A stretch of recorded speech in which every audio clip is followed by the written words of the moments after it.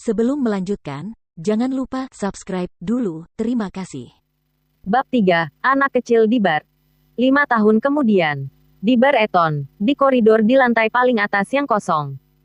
Ningsi telah minum sepanjang malam untuk menemani beberapa investor. Dengan sakit kepala yang hebat, dia ingin mencari tempat yang bersih dan tenang untuk menenangkan diri, tapi dia tidak menyangka Changli akan mengikutinya. Dia hanya bisa mengumpulkan semangatnya untuk menghadapinya. Sister Chang, apakah ada sesuatu yang ingin kamu katakan? Ningsi, izinkan aku bertanya padamu, apakah kamu mendaftar untuk mengikuti audisi pemeran utama wanita di Land Under Heaven? Ya, kenapa? Kamu tidak diperbolehkan pergi besok. Meskipun Changli adalah manajernya, dia menghentikannya untuk mengikuti audisi untuk peran yang diperebutkan oleh semua perusahaan hiburan besar.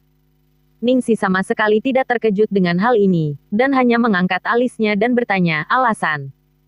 Kamu melakukannya di belakangku dan bertindak sendiri, dan kamu masih berani menanyakan alasannya padaku. Tidakkah kamu tahu bahwa perusahaan telah mengatur agar Ning Xueluo mengikuti audisi? Ini sepertinya tidak bertentangan dengan pengaturan perusahaan. Ningsi tersenyum tipis padanya, Ning Xueluo membuatmu datang mencariku. Jangan bilang dia takut kalau aku, seorang aktris cilik yang namanya bahkan tidak diketahui akan merebut perannya. Kamu pikir kamu punya kemampuan untuk merebut peran Xueluo? Anda masih berbicara dalam mimpi Anda. Izinkan saya memberitahu Anda, jangan sia-siakan usaha Anda. Keluarga Ning telah menginvestasikan 30 juta ke dalam film ini. Xueluo sudah duduk dengan aman dalam peran ini. Lalu kenapa kamu gitu cemas? Karena kamu artisku, kamu harus mendengarkan aransemenku.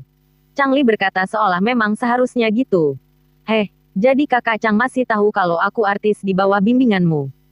Ningsi, aku tidak punya waktu untuk bertengkar denganmu, karena kamu menolak untuk menurut, jangan salahkan aku karena terpaksa.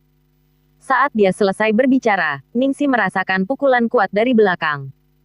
Karena lengah, dia didorong ke gudang di sudut, dan teleponnya juga diambil. Dengan keras pintunya tertutup rapat. Langkah kaki di luar pintu perlahan menjauh. Mengetahui bahwa berteriak tidak ada gunanya, Ningsi tetap diam. Bersandar di pintu, dia meluncur ke lantai dengan ekspresi acuh tak acuh. Ketika dia pertama kali memasuki perusahaan, Ning Xueluo masih bisa menahan diri, dan paling banyak hanya meminta Changli mengatur beberapa peran penjahat untuknya. Namun, dia semakin berani dan mulai bertindak terlalu jauh. Dia bahkan mampu mengeluarkan taktik tingkat rendah seperti itu. Jika dia gagal mendapatkan peran tersebut kali ini, maka dia harus mencari cara untuk meninggalkan Starlight Entertainment. Di tengah pikirannya yang berantakan, sebuah suara kecil terdengar di telinganya. Apakah ada tikus? Ningsi mengikuti arah suara itu dan menoleh, dan tertegun. Dia melihat seorang anak kecil di balik tumpukan kotak. Pria kecil itu tampaknya berusia sekitar 4 atau 5 tahun. Dia tampak seperti potongan batu giok yang diukir halus putih, lembut, seperti roti kecil. Dia saat ini menggigil dan bersembunyi di sudut, matanya yang gelap dipenuhi kewaspadaan dan kewaspadaan. Kenapa ada anak kecil di gudang bar? Seharusnya tidak ada pelanggan yang gitu gila hingga membawa anaknya ke bar, bukan? Hei, roti kecil, siapa kamu? Bagaimana kamu bisa masuk ke sini?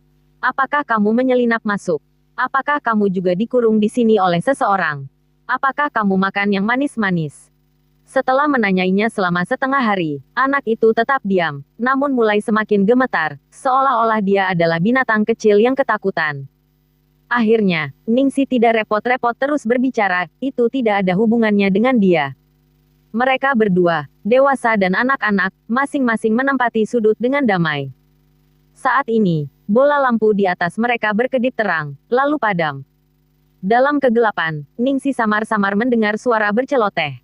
Setelah mendengarkan dengan seksama sebentar, dia menyadari bahwa itu mirip dengan suara gemeretak gigi. Ningsi tertawa sendiri, dan berbalik ke arah roti kecil itu dan berkata, takut pada kegelapan.